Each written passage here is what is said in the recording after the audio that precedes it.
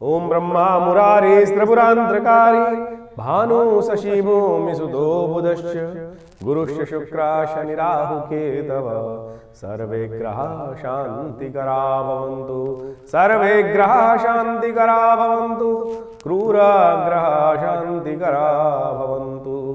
नमस्कार, स्वागत है आपका आचार्य वाणी में। मैं आचार्य डॉक्टर विक्रमादित्य आपके साथ हूँ। आज का विषय हमारा है कुंभ राशि। तो कुंभ राशि वालों, आपकी राशि के दृष्टिकोण समझो इस वक्त 7.5 चल रही है आपकी। लेकिन अब एक बात बहुत सुंदर बात है कि 7.5 में अब एक ऐसा समय आने वाला है कि शनि निष्क्रिय हो जाएंगे। और 7.5 कई बार क्या होती है, अब कुंभ राशि के तो लग्नेश भी हैं शनि महाराज, लेकिन फिर भी शनि महाराज तो शनि ही हैं, कहीं ना कहीं चीज़ों को डिले करने के योग बना देते, तड़पाते बहुत है। लेकिन अब हमें ऐसा दिखाई देता है कि जहां हम जो बोलने जा रहे हैं आप समझें कि फरवरी मार्च में इन 2-3 महीनों में आपके लिए कुछ अच्छा लॉटरी लगने का योग, जी हाँ, कहीं ना कहीं भाग्य को एकदम बूस्टर मिलने का योग, सफलता को कहीं बूस्टर मिलने का योग बनता दिखाई दे रहा है। उसका कारण ज्योतिषीय कारण ही आप समझ लीजिए।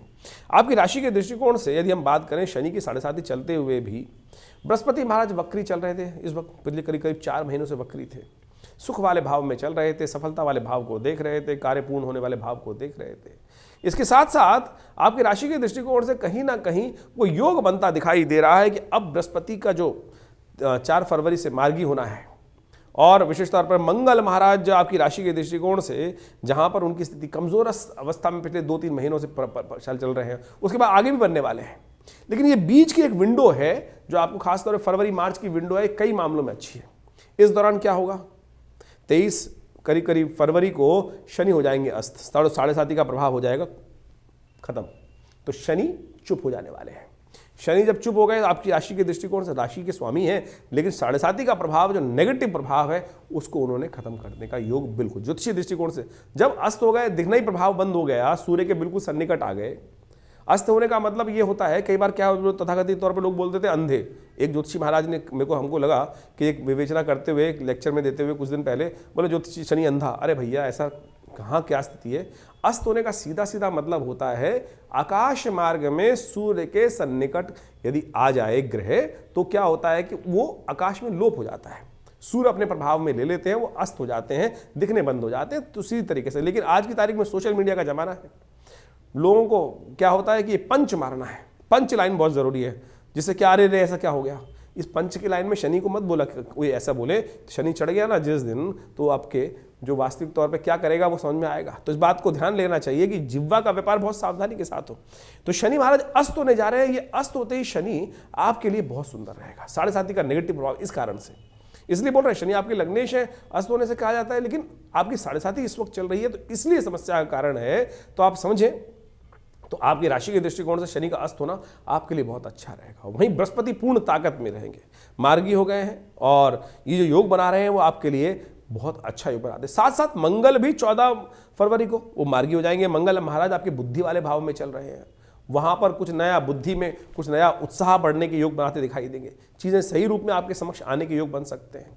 लेकिन अब आपकी कुंडली में देखना पड़ेगा कि मंगल की स्थिति वास्तविक तौर पर क्या है।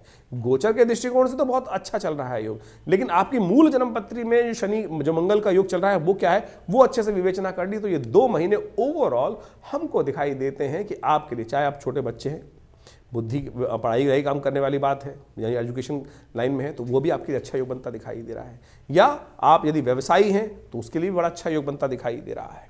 7.5 चलते हुए भी ये समय हम पुनः आपको बताते हैं कि आपके लिए खास तौर पर लॉटरी लगने का योग बनता दिखाई दे रहा है। यानी चीज़ें आपके लिए बहुत सुंदर हो सकती हैं, चीज़ें आपको बहुत लाभ देने के योग दे सकती हैं। जो ग्रह स्थिति हमने आपको समझाने का प्रयास किया है, तो इसके लिए खास तौर पर अपने आप को बिल्कुल तैयार कर लें, चीज़ों को अच्छे समझकर उसके लिए तैयार हो जाइए। तो इस बात को हटा दीजिए, 7.5 चल रही है, तो हमने आपको समझाया कि जब तक सूर्य और शनि का योग चलेगा करीब 1 महीने के लिए, 23 जो फरवरी से तो बिल्कुल शनि अस्त हो जाएंगे, उसको हम अलग से भी एक वीडियो बनाकर आपको बताएंगे। लेकिन अभी तो हम जो फरवरी मार्च के लिए आपके समक्ष ज्योतिष के दृष्टिकोण से बता रहे हैं, तो ये हमें आप दिखाई देता है कि कुंभ राशि वालों के लिए ये ग्रह गणनाएं बिल्कुल बहुत सुंदर दिखाई देती हैं।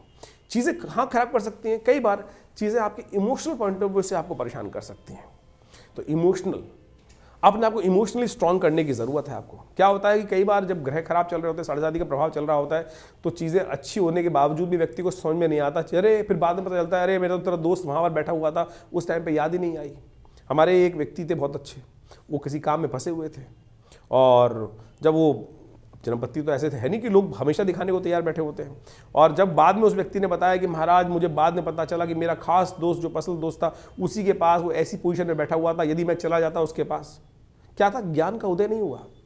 ज्ञान का उदय हो जाता तो यही स्थिति समझें कि आप क्या साढ़े साथी के प्रभाव में चल रहे हैं, और शनि के प्रभाव में चलने के कारण से आपकी बुद्धि क्या होती है, लगातार कई बार दूध का जो कहा जला होता है छाछ भी फूक फूक के पीता है।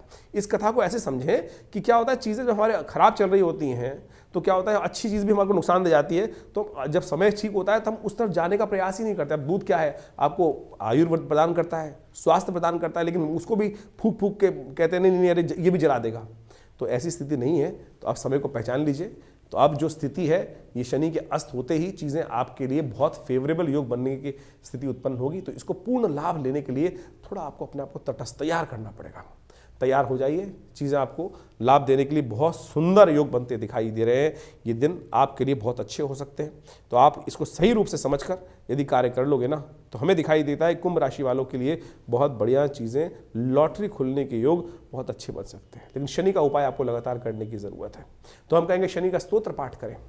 जिनकी साढ़े साथी चल रही होती है वो अनेक प्रकार के उपाय की तरफ भागते हैं, लेकिन ज्योतिष के दृष्टिकोण से, अध्यात्म के दृष्टिकोण से एक अद्भुत उपाय बताया गया है शनि स्तोत्र, और हमने लाखों लोगों पर इसका प्रभाव देखा।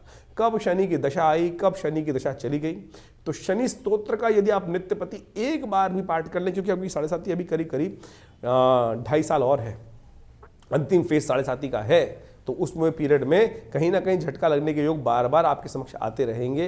तो उसके लिए अच्छे से उसका उपाय लगातार करते रहें। तो शनि स्तोत्र का नित्य प्रति पाठ करना आपके लिए बहुत अच्छा रहेगा। और एक आपके लिए हम उपाय बता रहे हैं, गौ सेवा।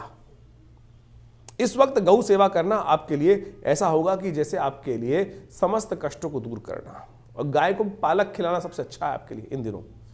गाय के लिए हरी चीज़ें, हरे पालक का एक गड्डी लेकर जब भी दिखाई दे जाए इन 2 महीने में गाय को अवश्य देखिएगा, पालक खिला दिया। ये आपके जो सफलता के देने वाले ग्रह हैं उनको बहुत अनुकूल कर देगा। थोड़ी सी निद्रा के ध्यान रखना ज़रूरी है। यहाँ अनिद्रा की शिकायत थोड़ी ज़्यादा इन दिनों परेशान कर सकते हैं। जैसे मंगल बृहस्पति शनि का योग जो है थोड़ी अनिद्रा की शिकायत दे सकता है। उसके लिए ज्ञान मुद्रा का अभ्यास कीजिए, मन को शांत करने का। अनिद्रा की शिकायत इसलिए क्योंकि मन अशांत होगा, चीज़ें बहुत तेज चल रही हैं, मन में कहीं ना कहीं शनि भय उत्पन्न कर रहा है। तो इस ज्ञान मुद्रा का नित्य प्रति अभ्यास, ये हमारी चमत्कारी मुद्राएं हैं। बिल्कुल किसी और चीज़ की आवश्यकता नहीं। पहली उंगली अंगूठे के साथ लगाकर जैसे भी आप बैठे हैं, मंत्र जप कर रहे हैं, गाड़ी चला रहे हैं, खाना खा रहे हैं, कम से कम एक हाथ से तो कर ही सकते हैं। तो इस ज्ञान मुद्रा का अभ्यास कीजिए, ये मन शांत करेगा और चीज़ों को सफलता की तरफ ले जाने के लिए, लॉटरी खुलवाने के लिए, पुनः आप बोल रहा हूँ ये समय है लॉटरी खुलने का। अब इसका मतलब ये नहीं है कि जुआ खेल लो।